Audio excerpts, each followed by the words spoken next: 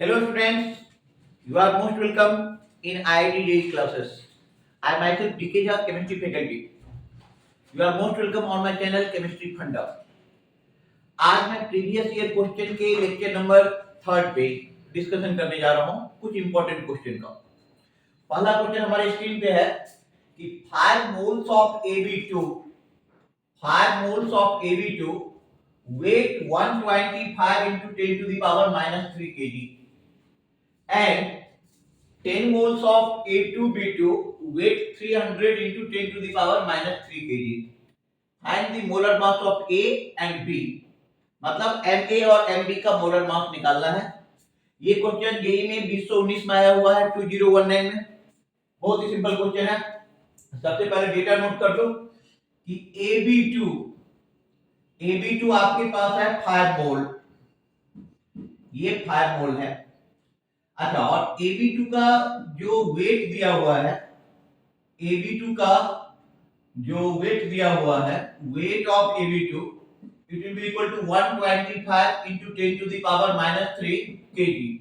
Okay, similarly इस तरफ आप लिख लो कि जो हमारे पास A2B2 है, A2B2 10 मोल्स है, ये गिवन है, एंड वेट ऑफ A2B2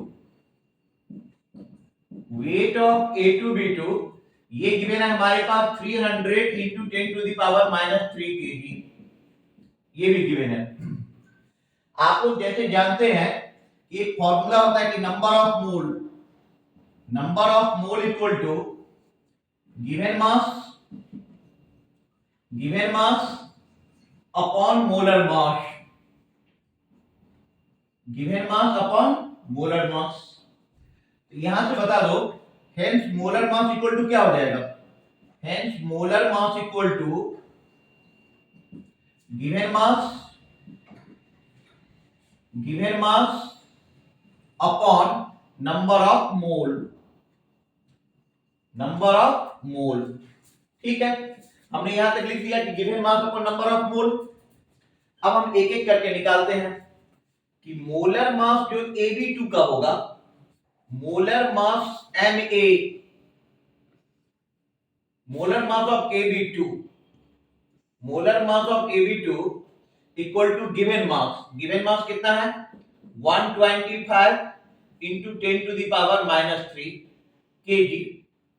अब बाय नंबर ऑफ मोल 5, ये हो गया kg upon mole, kg mole inverse.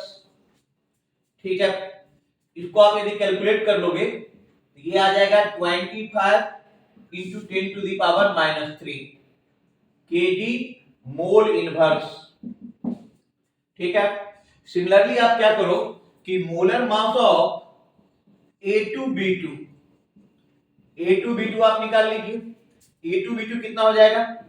300 into 10 to the power minus 3 divided by इसका मोल कितना है? 10, ये कैंसिल हो गया, ये हो रहा है आपका 30 into 10 to the power minus 3 kg mole inverse. अब आप आईआईटी की प्रिपरेशन करते हैं, इतना नॉलेज तो होगा ही कि MaB2 और Ma2B2, AB2 का मोलर मास इतना है। आप इसको टेक्निकली कैसे लिख सकते हो?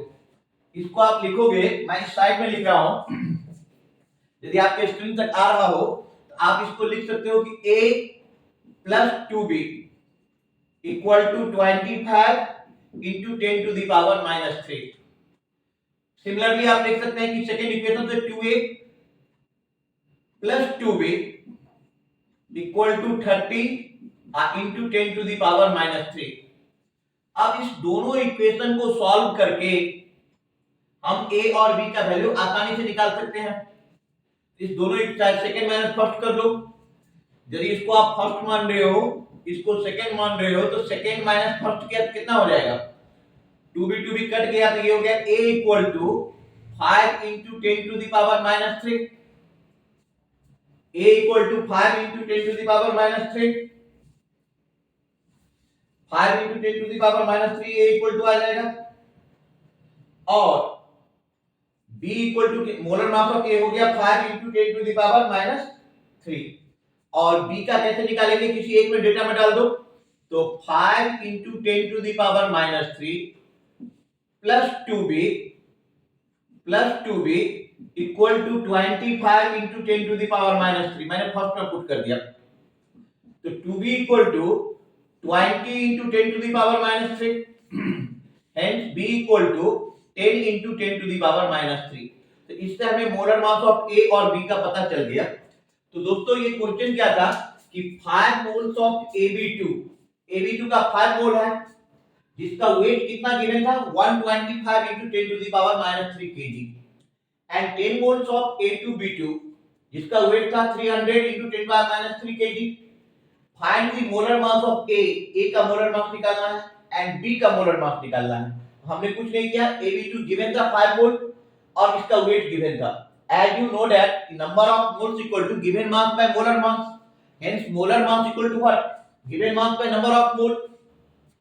ओके, तो अब यहां पे हमने लगा दिया कि MaBb2 molar mass of Ab2 equal to given mass by उसका मोल, जो आ गया।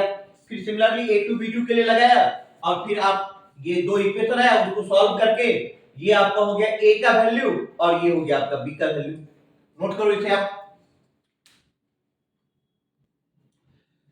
हेलो स्टूडेंट्स, ये सेकंड क्वेश्चन है हमारे पास, ये 2022 लास्ट टू लास्ट ईयर पूछा हुआ क्वेश्चन है जेई का कि on complete combustion of 0.492 gram of an organic compound, एक ऑर्गेनिक कंपाउंड है जिसका मास कितना है 0.492 gram, containing carbon, hydrogen and oxygen. इस ऑर्गेनिक कंपाउंड में कार्बन है, हाइड्रोजन है एंड ऑक्सीजन है।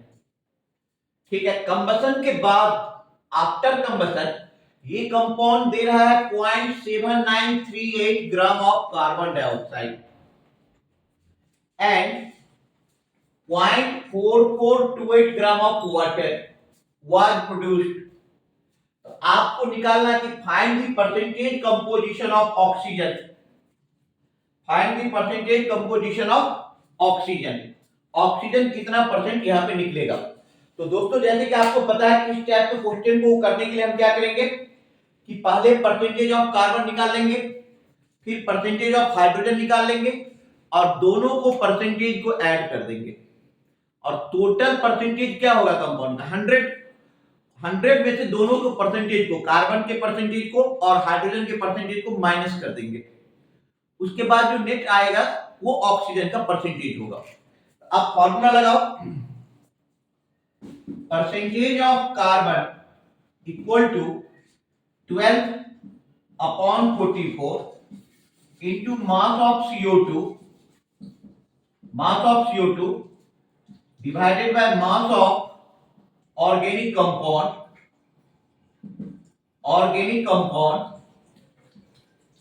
into 100। ठीक है, तो ये हो जाएगा हमारा 12 divided by 44। Mass of CO2 कितना प्रोड्यूस हो रहा है 0.7938 डिवाइडेड बाय 0.492 into 100। सिमिलरली आप लगा दो percentage of hydrogen equal to 2/18 into mass of H2O by mass of organic compound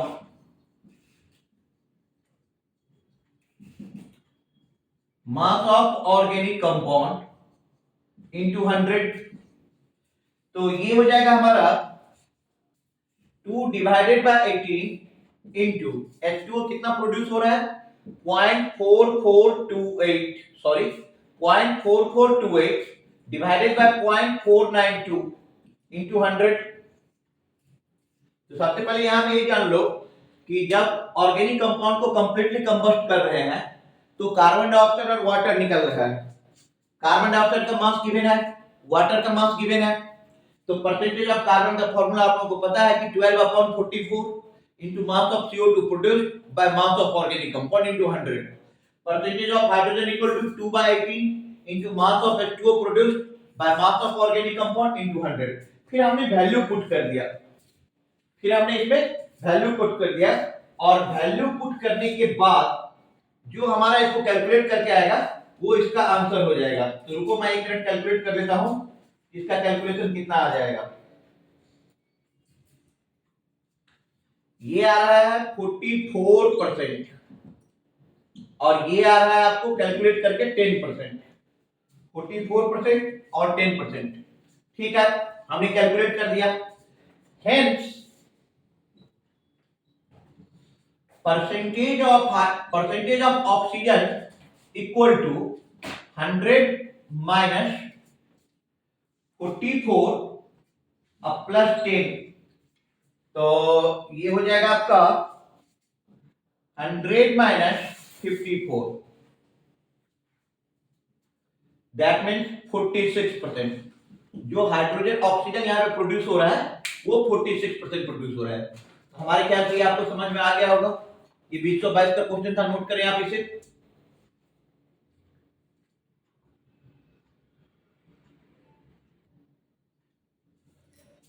बच्चों ये नेक्स्ट क्वेश्चन है हमारे पास, ये जेईई मेन 2022 का क्वेश्चन है, 222 का क्वेश्चन है, लास्ट टू लास्ट ईयर का ही क्वेश्चन कह रहा है कि ए प्रोटीन ए कंटेन्स 0.30%, ये पॉइंट है बेटा, A protein A contains 0.30%, 0.30% of glycine. एक प्रोटीन में 0.30% है ग्लाइसिन का और जिसका मोलर मास है कितना, 75। The minimum molecular mass of the protein, protein का मिनिमम मोलिकुलर मास कितना होगा ये आपको ग्राम में निकालना है। चलो पहले क्वेश्चन का प्लानिंग कर लेते हैं। तो 0.30% है ग्लाइसिन प्रोटीन का, तो मान लो 100 gram protein contain 0.30 gram glycine. Okay, now apply unitary method. Unitary method लगा दो कि 1 ग्राम प्रोटीन में कितना हो जाएगा, 0.30 अपॉन 100, 0.30 अपॉन 100 ग्राम ग्लाइसिन निकलेगा। 100 ग्राम प्रोटीन में 0.30 ग्राम ग्लाइसिन है, तो 1 ग्राम में कितना हो जाएगा, 0.30 बाय 100, तो 75 ग्राम में कितना हो जाएगा।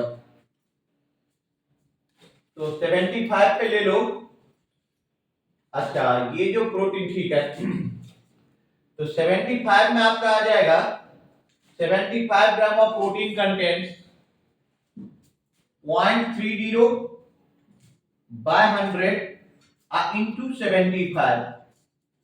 अच्छा इस 0.30 का भी डिसिमल हटाओ, नीचे में आ जाएगा 100, 25 इंटू 3 75, अच्छा 75, तो यहां पे आ जाएगा आपका,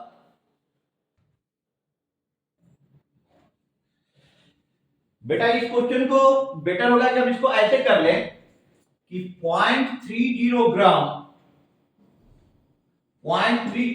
जो ग्लाइसिन है, 0.30 ग्राम ग्लाइसिन ये 100 ग्राम में है, 100 ग्राम ऑफ ए में है, तो 1 ग्राम ग्लाइसिन कितने में हो जाएगा, 100 डिवाइडेड बाय 0.30। अच्छा ग्लाइसिन का मोलर मास दिया हुआ 75, तो 75 ग्राम के लिए क्या हो जाना पड़ेगा आपको, 75 के लिए हो जाना पड़ेगा कि 100 बाय 0.30 इंटू 75। अब आप इसको कैलकुलेट कर लो, 0.30 गया, ऊपर आ गया आपका 100 आ गया, तो ये जीरो गया, ये गया 325, तो ये आ गया आपका 25,000, ये आ गया आपका 25,000 में, ये आ गया आपका 25,000 में। तो 25,000 को हम लिख सकते हैं 25 into 10 to the power 3 gram mole inverse. Mole inverse. तो बेटा ये क्वेश्चन को ए प्रोटीन ए का लिखते समय थोड़ा मिस्टेक भी हो गया था। A protein A contains 0.30% of glycine, the minimum molar mass of protein A is, तो ये यहाँ पे 10 टू दी पावर प्लस 3 है, 10 टू दी पावर प्लस 3, लिखते समय थोड़ी सी मिस्टेक होगी, -3 आ गया था, 10 to the power plus 3 gram mole inverse. ठीक है, कोई बात नहीं, हो जाता है। तो 0.30 ग्राम ऑफ ग्लाइसिन कितने ग्राम में ए में है, 100 ग्राम में, तो 1 ग्राम ग्लाइसिन का कितना हो जाएगा, 100 बाय 0.30, तो 75 ग्राम के लिए आप क्या ले लोगे, कैलकुलेट कर लो, ये आ गया 25,000, मतलब 25 into 10 to the power 3, तो यहाँ पे आप आंसर लिख दोगे 25 लिख दोगे। ओके, नोट करो इसे आप।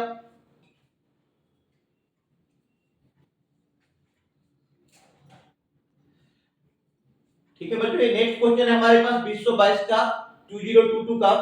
ये क्वेश्चन दिया हुआ है कि 4HNO3 प्लस 3KCl, तो आपको मिल रहा है Cl2 गैस, NOCl गैस और 2H2O गैस और 3KNO3 सॉलिड। कह रहा है कि amount of HNO3 required to produce 110 gram of KNO3।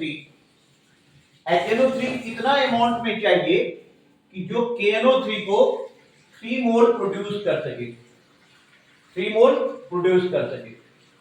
स्टैच्यूमेट्रिक coefficient के हिसाब से देखो कि ये क्वेश्चन कैसे बनेगा, इसका 4 मोल जा रहा है तो इसका 3 मोल बन रहा है।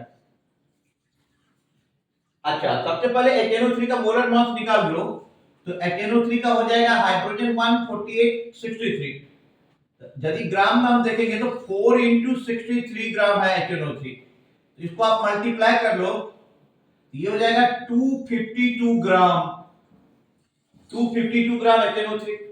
देखिए मास के टर्म में रिलेशन लेते हैं। अच्छा, KNO3 का मोलर मास निकाल लो, KNO3 का मोलर मास कितना हो जाएगा, ये का हो गया आपको 39 और ये 14, ये 101, तो ये हो गया 3 into 101, मतलब ये हो गया 303 ग्राम। तो बेटा यदि आप स्टैच्यूमेट्री अच्छे ढंग से कमांड है तो मोल में इसका 4 मोल जा रहा है KNO3 का, तो KNO3 का कितना बन रहा है, 3 मोल। आप उल्टा भी सोच सकते हो कि 3 मोल KNO3 बनने के लिए 4 मोल HNO3 जा रहा है, या आप ग्राम के सेंस में बात करेंगे तो 303 ग्राम KNO3 बनने के लिए 252 ग्राम HNO3 की नीड है। ऐसे ही कर लेते हैं कि 303 ग्राम KNO3 formed from 252 gram of HNO3. Okay, hence 1 gram KNO3 formed 252 divided by 303 gram of KNO3। अब क्वेश्चन पे गौर करो, the amount of HNO3 required, HNO3 का कितना अमाउंट की जरूरत है 110 ग्राम KNO3 प्रोड्यूस करने के लिए, तो यहां पे आप लिख दो hence 110 gram KNO3 formed from 252 divided by 303 into 110 into 110। अब इसको कैलकुलेट कर लें 110 के साथ,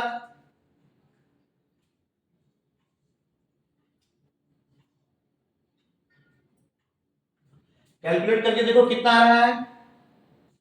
हाँ, ये आ रहा है 91.5 ग्राम, 91.5 ग्राम। तो ये क्वेश्चन क्रिस्टल क्लियर हो गया कि बस ये स्टैच्यूमेट्री का क्वेश्चन था कि HNO3 KCl रिएक्शन करके Cl2 NOCl H2 और KNO3 दे रहा है।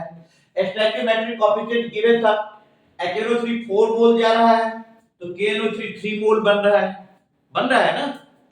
उल्टा भी तो सोच सकते हो कि KNO3 3 मोल बन रहा है तो HNO3 का 4 मोल जा रहा है। अच्छा, हमने मास के टर्म में ले लिया तो मास के टर्म में HNO3 कितना हो गया 252 ग्राम। अच्छा KNO3 मास के टर्म में कितना हो गया 303 gram. It can be written as कि 303 gram of KNO3 form from 252 gram of HNO3. That is what कि 1 gram of KNO3 formed from 252 by 303 gram of HNO3. And according to question आपको 110 ग्राम के लिए निकालना है बेटा। तो 110 ग्राम के लिए आप क्या करोगे 252 by 303 into 110। अब ये कैलकुलेट करके आ रहा है हमारा 91.5 ग्राम। नोट कर लो आप इसे।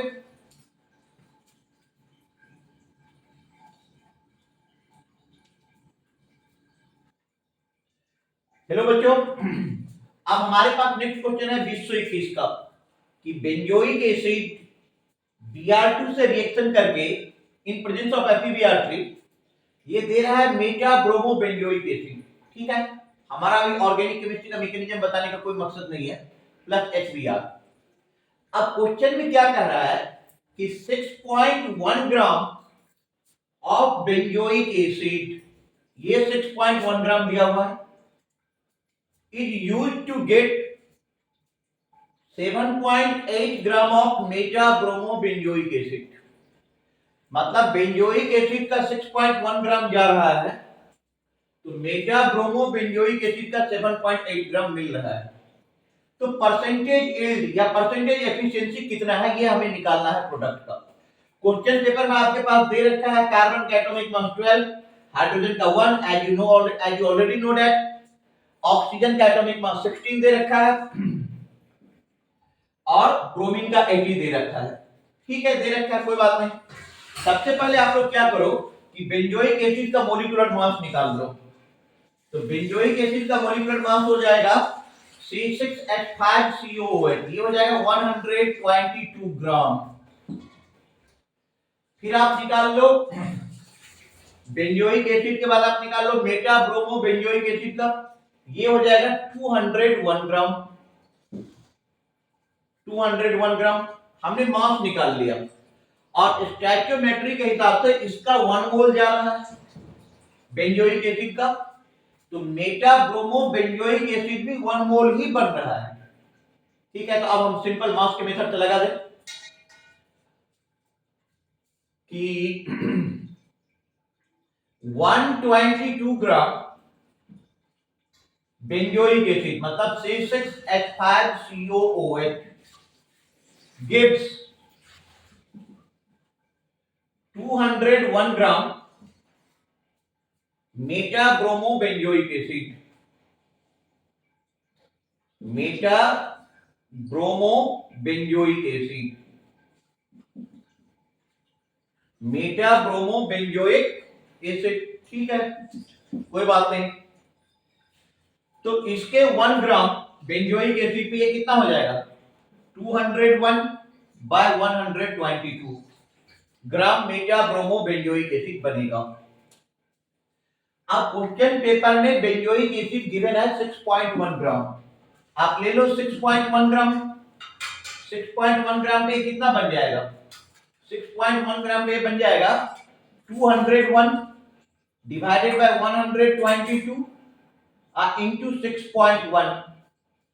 अब इसको कैलकुलेट कर लो, इंटू 6.1 कैलकुलेट कर लो बेटा, कितना आ रहा है, मैं भी कर रहा हूं, कैलकुलेट करो।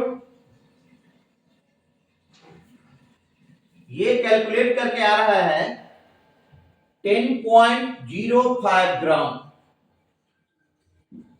ये आ रहा है कैलकुलेट करके 10.05 ग्राम।